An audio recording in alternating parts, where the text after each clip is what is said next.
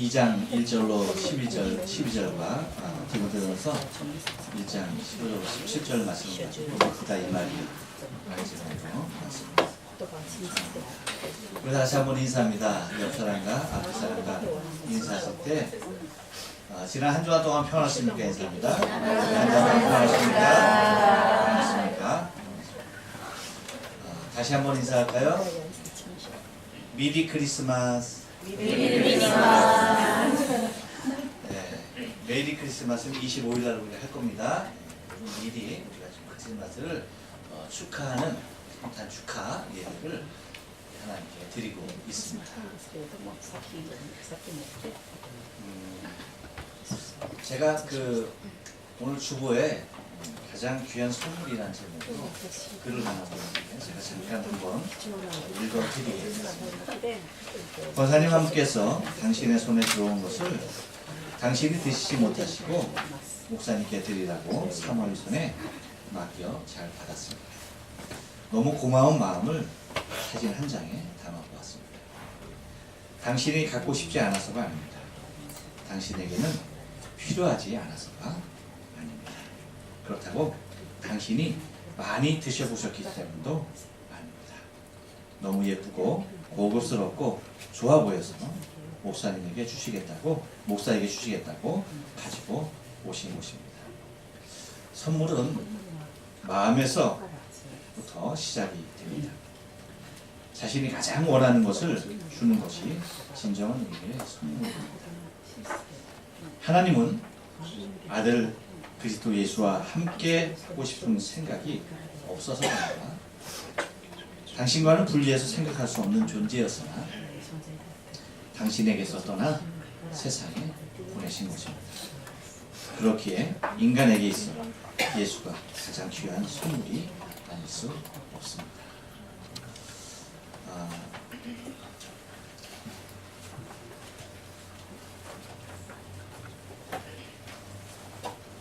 맛있었습니다.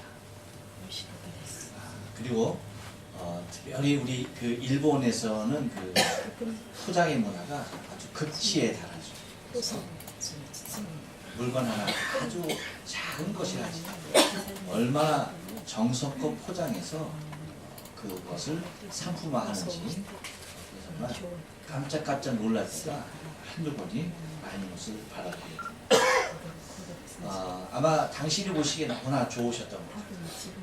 그래서 이것을 목사에게 좀 주고 싶은 그런 마음이 굉장히 강렬했던 것 같습니다.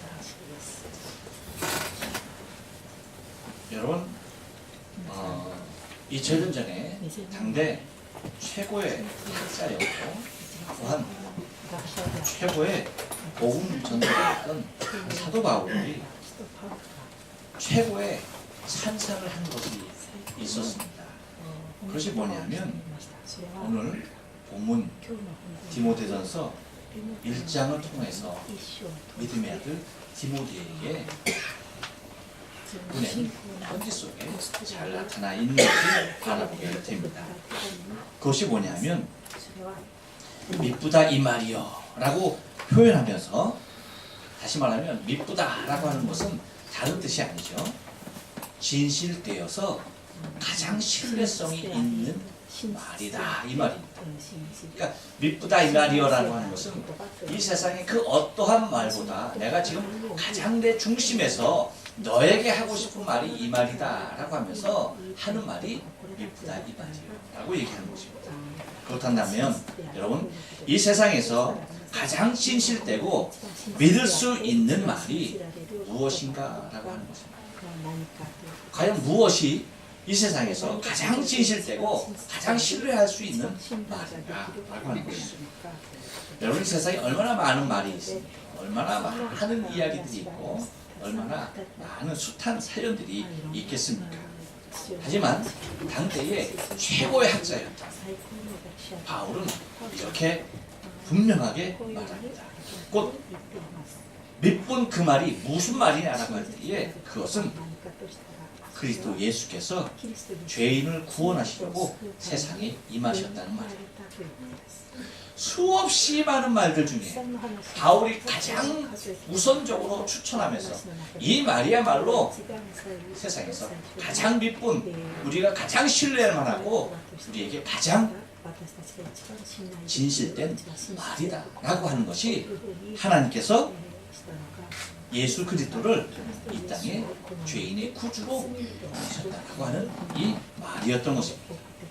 여러분, 우리 오늘 마태복음 2장 1절로 12절을 읽었지만 예수께서 이 땅에 오셨던 그 사실을 역사적으로 마태는 잘 기록을 해주고 있습니다.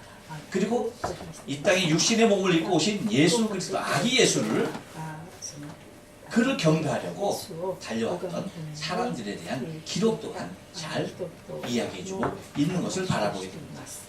무엇입니까? 이것은 여러분 신화적인 얘기가 결코 아니라는 것. 사실적으로 역사적으로 이미 이 땅에 하나님 당신께서 인간의 몸을 입고 이 땅에 오신 바 되었다라고 하는 그 사실에 대하여서 마태가 그 현장을 기록하고 있고, 또한 바울 또한 그 사실에 대하여서 이 말이야말로 그렇게 오신 그 모습이야말로 세상에 임하신 그 모습이야말로 아기 예수께서 이 땅에 오신 그분이야말로 가장 진실되고 곧 우리가 믿을 만한 가장 중요한 말이다라고 그렇게 말을 합니다. 근데 이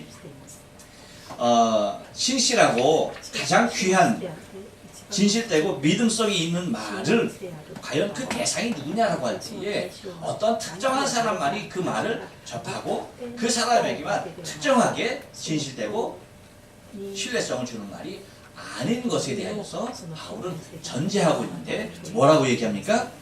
모든 사람이 받을 만한 말이다라고 얘기합니다. 누가 받을 만하다고요? 모든 사람. 특정인이 결코 아니었던 것입니다. 저와 여러분만이 아니라는 것입니다. 세상에 있는 모든 사람들 또한 이 말을 충분히 받을만 하다라고 하는 것입니다. 다시 말하면 이 말씀은 그들에게도 진실로 그리고 사실로 충분히 증명된다라고 하는 말에 대하여서 놓치지 않고 있는 것을 바라보게 되었죠. 그러니까 여러분, 사실 근데 이 말에 대하여서 내가 정말 이 말에 대하여서 바울과 같이 고백할 수 있는 세상의 그 어떤 말보다 가장 진실되고 신뢰성이 있는 말은 그리스도 예수께서 죄인을 구하려고 이 세상에 임하셨다라고 하는 이 말인데, 이 말은 과연 모든 사람이 다 받을 만한 말인데 그 말을 누가 받을 수 있느냐라고 할 때에 그것은 먼저 고백되어지는 한 가지 전제가 필요한 것에 대하여서 말을 해주고 있어요. 그것이 뭐냐면 그것은 자신의 정체성에 관한 모습을 발견하는 자들. 내가 누구인가, 내가 어떤 사람인가, 내가 어떠한 상태의 사람인가에 대하여서 아는 사람, 곧 자신을 직시할 수 있는 사람만이 이 말을 이렇게 미쁜 말로 고백할 수 있다라고 하는 사실. 그러면 여러분, 자신의 정체성을 알게 되는 그 모습은 뭐라고 얘기하고 있습니까? 바울이 왜 자기에게 이것이 가장 미쁜 말이라고 그렇게 고백하고 있을 수 있었습니까? 그것은 그의 고백 속에 나타나요. 뭐라고 고백합니까? 자기 자신을, 여러분, 자기 자신에 대하여서 이렇게 표현하는 것이 결코 쉬운 일이 아니에요. 뭐라고 표현합니까? 죄인이다라고 얘기해요. 죄인. 나는 죄인이다라고 얘기합니다. 여러분, 누가 과연 공개적으로 자기 자신을 나는 죄인입니다라고 얘기할 수 있는 사람이 몇 사람이나 될까요? 다 자신의 의로움을 나타내려고 하지 자신의 죄성을 드러내려 하는 사람은 그렇게 흔치 않아요. 근데 단순한 죄인이라고 얘기하고 있지도 않아요. 뭐라고까지 얘기합니까? 죄인 중에 내가 괴수다. 죄인 중에 괴수다. 죄인 중에도 나는 아주 괴수와 같은 사람이라고 얘기합니다. 그러니까 보통 죄인이 아니라는 거죠. 나는 그 어떠한 모습으로도 내 스스로를 이렇게 드러낼 수 있는 자격이 내 안에 주어진 사람이 아니라는 사실입니다. 곧 여러분, 우리가 그리스도 예수께서 죄인을 구원하시고 이 땅에 임하신 그 사실이 가장 미쁜 말로 내 자신에게 고백이 되기 위해서는 내 자신이 먼저 뭐예요? 죄인인 것이 고백되어져야 한다는 사실입니다. 이것이 전제되지 아니하고 저는요, 예수께서 이 땅에 오신 의미가 없는 것입니다. 또한 예수께서 오신 이 말씀이 우리에게 주신 바울이 말한 미쁘다 이 말이 정말 신실하고 신뢰성이 있는 가장 중요한 이 말이 나와는 아무런 상관이 없는 말이 되고야 만다는 것입니다. 여러분, 우리의 삶 가운데 그렇다고 한다면 바울은 그렇게 말합니다. 왜? 그럼에도 불구하고 내가 이런 죄인 중에 괴수임에도 불구하고 왜 하나님께서 나를 당신의 자녀로, 이 말씀이 나에게 이렇게 중요한 고백이 될 수 있도록 붙잡아 주셨느냐라고 얘기합니다. 내가 이렇게 될 수 있었던 이유가 무엇이냐라고 얘기하는데 그는 단호하게 말합니다. 거침없이 말합니다. 뭐라고 말합니까? 내가 긍휼을 입은 까닭이다. 여러분, 우리가 하나님께서 우리를 정말 불쌍히 여기셔서 우리를 구원하시려고 아기 예수를 이 땅에 보내셨습니다.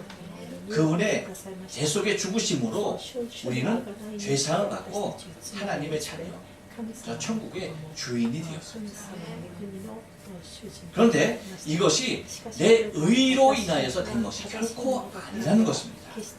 무엇입니까?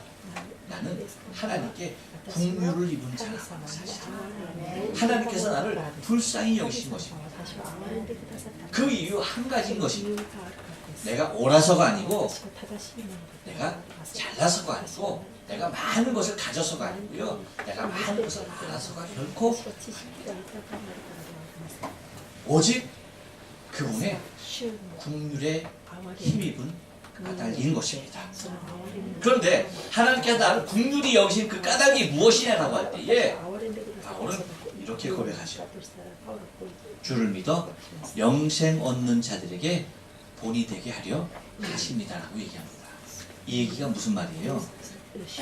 곧 나는 죄인 중에 괴수인데 하나님께서 나를 부르셔서 나를 구원하신, 나에게 긍휼을 베풀어 주신 까닭은 다른 것이 아니라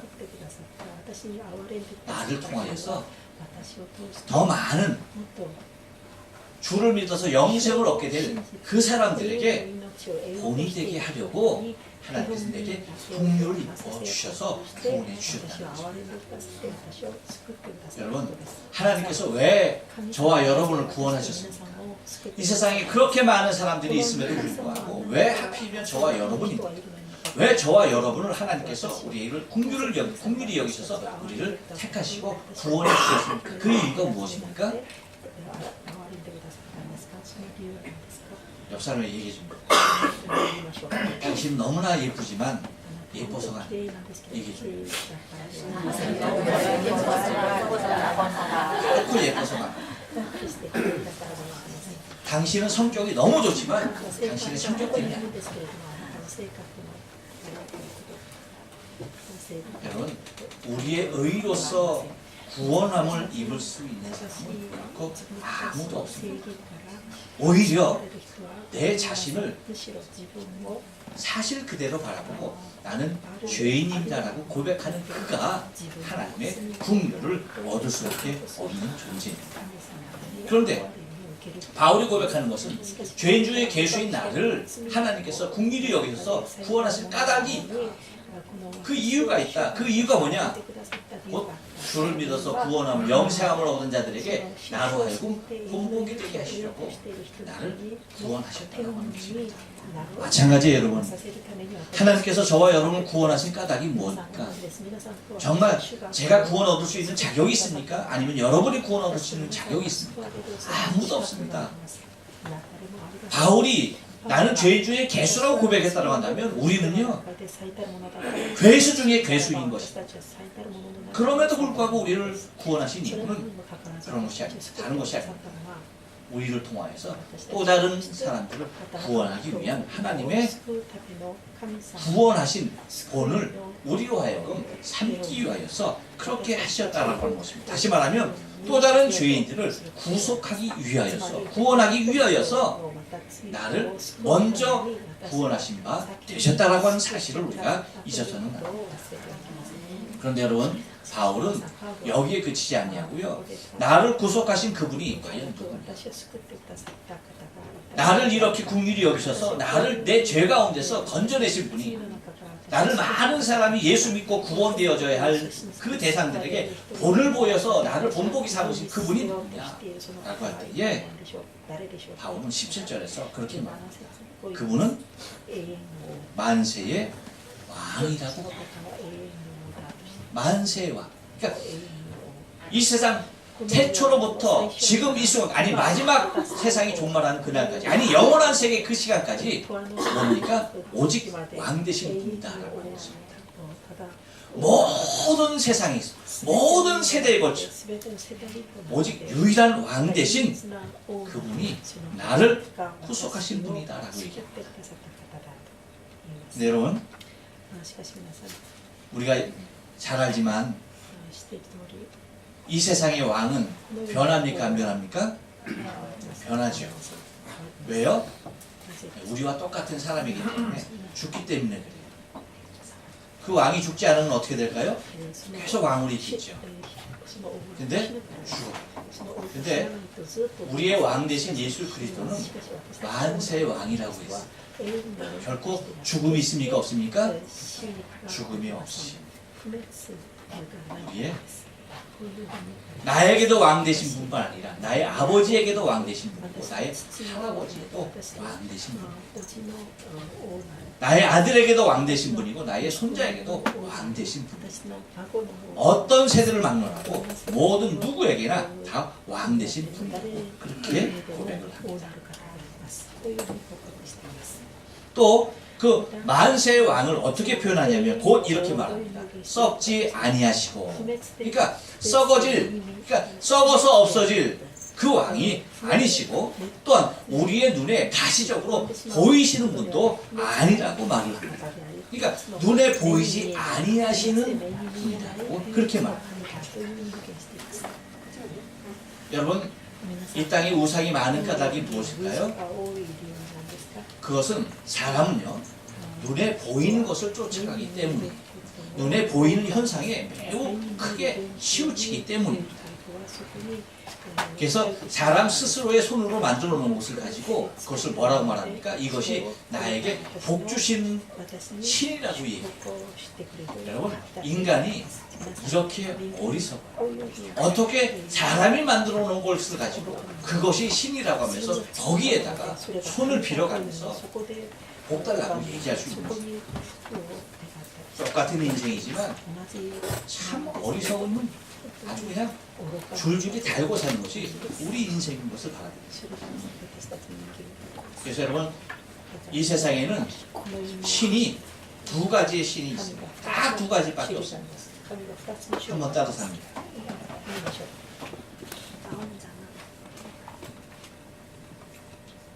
사람이 만든 신이 있고 사람을 만든 신이 있다.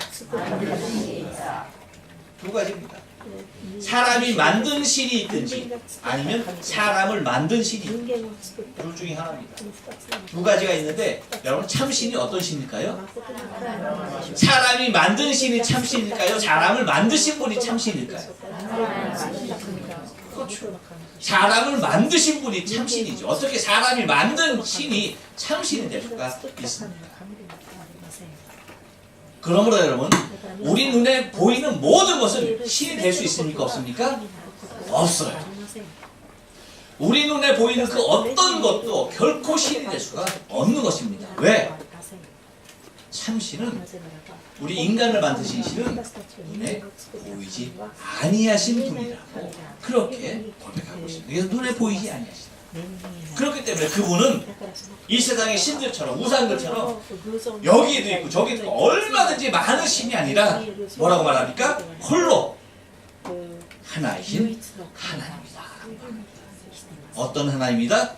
홀로 하나이신 하나님. 할렐루야. 이분이 진정한 우리의 하나님이 됐습니다. 곧 하나님은 한 분이시기에 그분만이 나의 생명이 되시는 것입니다. 그러므로 여러분, 이제 바울이 마지막으로 우리에게 말씀을 해주고 있는 것이, 그것은 뭐냐면 이러한 하나뿐인 하나님께서, 홀로 하나님께서, 보이지 아니하시는 하나님께서, 썩지 아니하시는 하나님께서, 만세의 왕 되신 하나님께서 우리를 구원하셨는데, 우리는 그렇다고 한다면 우리의 삶의 목적이 무엇이 되어야 하느냐 할 때에, 구원받은 목적, 그 하나님 우리를 구원하신 그 목적, 거기에 합당한 삶을 살아야 하는데 그것이 뭐냐라고 할 때에 다르다라고 얘기하지 않고 이렇게 말합니다. 하나님께, 다 같이 읽어보겠습니다. 시작. 하나님께 존귀와 영광이 세세토록 있을지어다. 아멘. 네, 그렇습니다. 오직 한 분이신 하나님 그분께만 모든 영광과 존귀가 세세 무궁토록 있기 위하여서 우리는 존재한다라고 합니다. 우리 인생의 본질, 존재의 의미를 우리가 다시 한번 깨닫고 우리의 죄와 허물에서 구속하시기 위하여서, 우리를 구원하기 위하여서 이 땅에 육신의 몸을 입고 오신 아기 예수가 내 영혼의 참 구주임을 여러분 오늘도 바라보시고 그분을 기뻐 찬양하고 그분을 기뻐 노래하며 그분께 영광되어지는 오늘의 한날의 성탄의 축하, 모든 예배가 되어지길 주님의 축원합니다. 기도하십니다.